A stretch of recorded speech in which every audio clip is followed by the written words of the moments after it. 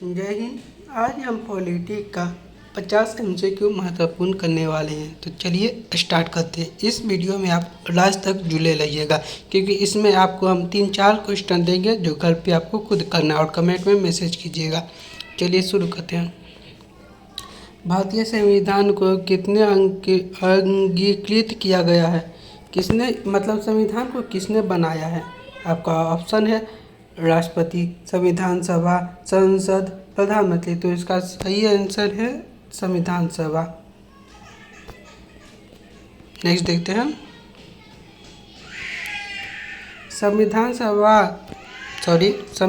सभा की उद्देश्य प्रस्ताव किससे प्रस्तुत की है?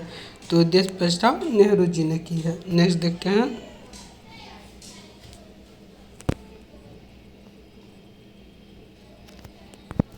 भारतीय संविधान की प्रस्तावना में समाजवादी और धर्मनिरपेक्ष शब्द का कब जोड़े गए थे? तो इसका सही आंसर है 1952। नेक्स्ट देखते हैं। मौलिक अधिकार किस भाग में वर्णित है? आपका ऑप्शन है भाग 3, भाग 4, भाग 5 या भाग 6। कमेंट में जरूर आंसर दीजिएगा। इसका सही आंसर है भाग 6। और भाग 4 में नीति निर्देशक तथ्य है, भाग 5 में केंद्र सरकार है और भाग 6 में राज्य सरकार है। चलिए नेक्स्ट देखते हैं।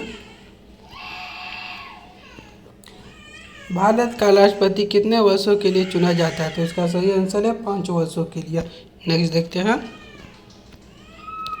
भारत के प्रथम राष्ट्रपति कौन थे? तो इसका सही आंसर है राजेंद्र प्रसाद। और प्रधानमंत्री कौन थे? तो नेहरू जी। और अंबेडकर जी संविधान सभा के जनक हैं। नेक्स्ट देखते हैं। प्रधानमंत्री किसके प्रति उत्तरदायी होते हैं? तो इसका सही आंसर है लोकसभा के प्रति उत्तरदायी होते हैं। नेक्स्ट देखते हैं। भारत के उपराष्ट्रपति को कौन चुनता है? तो आपका ऑप्शन है लोकसभा, राज्यसभा, दोनों या जनता। इसका सही आंसर है राज्यसभा, क्योंकि प्रधानमंत्री राज्यसभा के उपाध्यक्ष होते हैं, इसीलिए राज्यसभा ही चुनते हैं। इन्हें उपराष्ट्रपति के पद पर रहने के लिए किसी प्रकार का कोई भी वेतन नहीं मिलता है, बल्कि इन्हें राज्यसभा के राज्यपाल होने का वेतन मिलता है, स्पीकर होने का। नेक्स्ट देखते हैं। राज्यसभा की अधिकतम संख्या कितनी हो सकती है? तो इसका आंसर आप दीजिएगा कमेंट में। 19 का आप आंसर दीजिएगा कमेंट में। नेक्स्ट देखते हैं। लोकसभा का कार्यकाल कितने वर्षों का होता है? तो इसका सही आंसर है 5 वर्षों का। नेक्स्ट देखते हैं।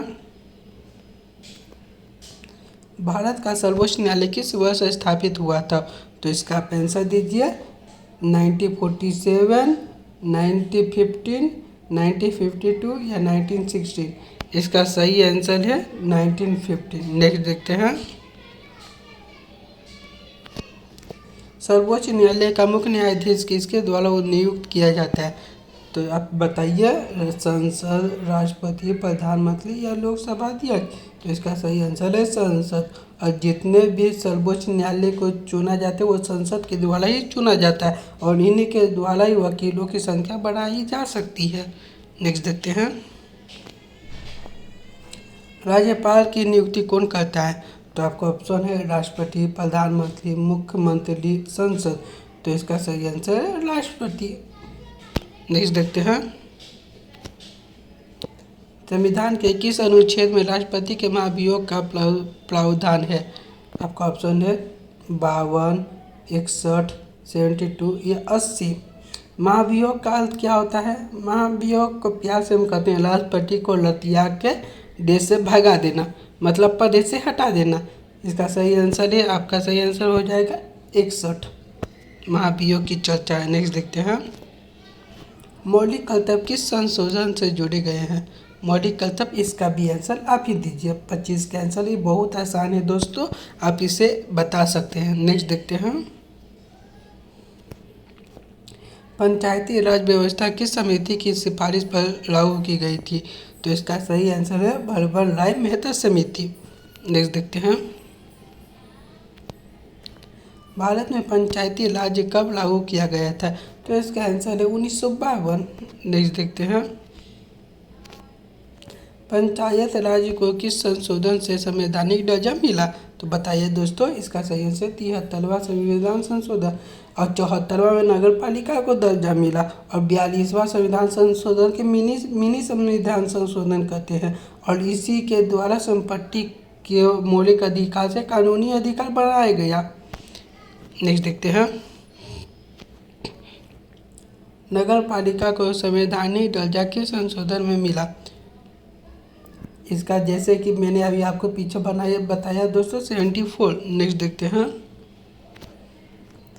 भारत के राष्ट्रपति को कौन हटाने का अधिकार है? मतलब भारत के राष्ट्रपति को हटाने का किसका अधिकार है? इसका तो आंसर सिंपल है दोस्तों, महाभियोग किस में आता है? तो संसद में आता है। संसद में या लोकसभा और राज्यसभा दोनों में पारित हो सकता है। इसका सही आंसर है संसद।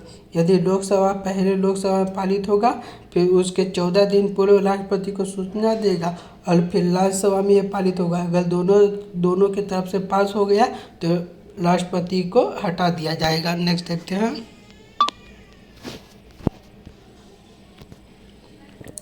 अनुच्छेद 370 किस राज्य में संबंधित है? तो जम्मू कश्मीर। नेक्स्ट देखते हैं, 356 किससे संबंधित है? तो इसका आसान आंसर है दोस्तों आपातकाल। सॉरी दोस्तों, 356 पूछ रहा है तो 356 राज्य में राष्ट्रपति शासन से संबंधित है।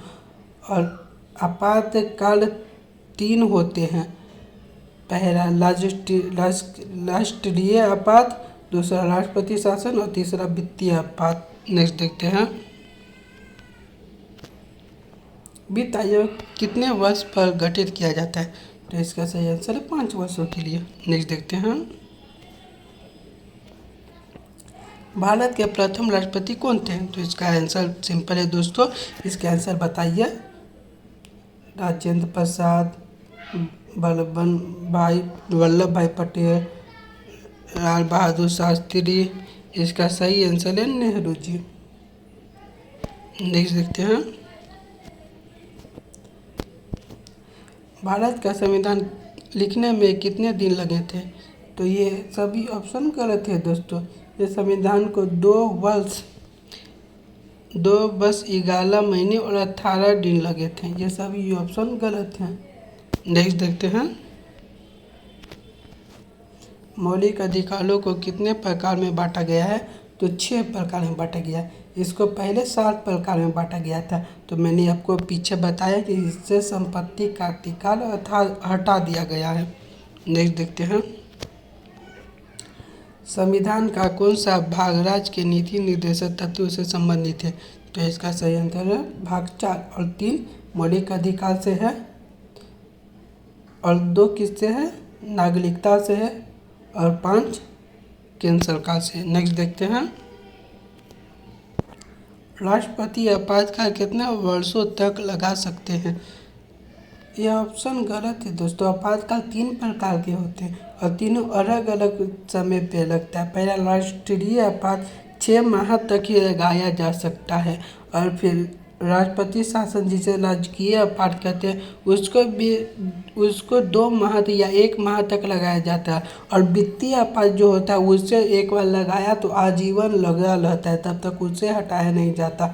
तो इसका आंसर तो कोई नहीं होगा, इसका आप मान सकते हैं अनिश्चित काल तक। नेक्स्ट देखते हैं, चुनाव आयोग का गठन किस अनुच्छेद के तहत किया गया था? तो 324। नेक्स्ट देखते हैं, भारत में पहली बार आम चुनाव कब हुआ था? तो इसका आप आंसर दीजिए दोस्तों। 40 आपके लिए क्वेश्चन है। ये इसका बहुत आसान है दोस्तों, आप लॉजिक लगाइएगा तो आपको इसका आंसर मिल जाएगा। नेक्स्ट देखते हैं, भारत में योजना आयोग कब स्थापित किया गया था? तो इसका सही आंसर 1950 और फिर इसे हटा करके नीति आयोग 2015 में ला दिया गया था। नेक्स्ट देखते हैं, लीजिए दोस्तों वही पूछा, वर्तमान में योजना आयोग का स्थान किस संस्था ने लिया था? इसका आंसर आप दीजिए क्योंकि इसका आंसर मैंने पीछे बता चुका है। नेक्स्ट देखते हैं, भारतीय संविधान में कुल कितने अनुच्छेद हैं? तो इसका सही आंसर है 395। और अभी पूछे वर्तमान में पूछे तो दोस्तों, तो ये वर्तमान में 450 से भी ज़्यादा हो चुका है अनुच्छेद। नेक्स्ट देखते हैं दोस्तों, संविधान का सबसे लंबा अनुच्छेद कौन सा है? तो इसका सही आंसर है 368, क्योंकि इसमें संशोधन है दोस्तों, और इसमें बहुत सारा संशोधन है। आप कहीं से बच्चों बोलेंगे कि 370 है, 370 अब नहीं है, 370 पहले हो सकता है, फिर पहले भी नहीं था, क्योंकि इसमें ABCD करके जोड़ा गया है और ये कम है, किंतु संविधान संशोधन बहुत ज़्यादा है, इसीलिए सबसे लंबा अनुच्छेद इसे ही कहते हैं, किंतु अब 370 को हटा दिया गया है। चलिए नेक्स्ट देखते हैं दोस्तों, भारत का चुनाव आयोग कितने वर्षों के लिए चुना जाता है? तो 5 वर्षों के लिए। नेक्स्ट देखते हैं, भारत का राष्ट्रपति बनने के लिए न्यूनतम आयु कितना होता है? राष्ट्रपति बनने के लिए 35 वर्ष होता है और प्रधानमंत्री बनने के लिए 25 वर्ष होता है दोस्तों, ये आप याद रखिएगा। नेक्स्ट देखते हैं, प्रधानमंत्री बनने के लिए न्यूनतम आयु 25 वर्ष होता है। नेक्स्ट देखते हैं, मेरे ख्याल से राष्ट्रपति बनने के लिए 30 वर्ष होता है दोस्तों, 35 वर्ष नहीं होता, 30 वर्ष होता है राष्ट्रपति बनने के लिए, और प्रधानमंत्री बनने के लिए 25 वर्ष ही होता है। नेक्स्ट देखते हैं, लोकसभा के सदस्य की न्यूनतम आयु कितनी होती है? तो इसका सही आंसर है 25 वर्ष। नेक्स्ट देखते हैं, राज्यसभा के सदस्य की न्यूनतम आयु 25 वर्ष। नेक्स्ट देखते हैं, भारत का संविधान किसके मॉडल पर आधारित है? तो इसमें अमेरिका का भी कुछ हिस्सेदारी है, ब्रिटेन का भी हिस्सेदारी है, कनाडा का भी हिस्सेदारी है, साउथ अफ्रीका का भी हिस्सेदारी है, ऑस्ट्रेलिया का भी हिस्सेदारी है, जापान का भी हिस्सेदारी है। तो हमने संविधान को सभी देशों का एक मिश्रण लिया है, तो इसका सही आंसर है मिश्रण, कई देशों से लिए गया है संविधान। आज के लिए इतना ही दोस्तों, यदि आपको इससे आगे पढ़ना होगा या हिस्ट्री जैसे क्लास करने होंगे तो आप मुझे कमेंट कर सकते हैं, मैं आपको हिस्ट्री फाउंडेशन क्लास शुरू से करवा सकता हूँ। नहीं तो आपको पॉलिटी पढ़ना होगा तो पॉलिटी का क्लास बोलिएगा, नहीं तो ज्योग्राफी पढ़ना होगा तो ज्योग्राफी का बोलिएगा, नहीं तो इकोनॉमिक्स पढ़ना होगा तो इकोनॉमिक्स का बोल सकते हैं। नेक्स्ट चलिए दोस्तों, अब मिलते हैं।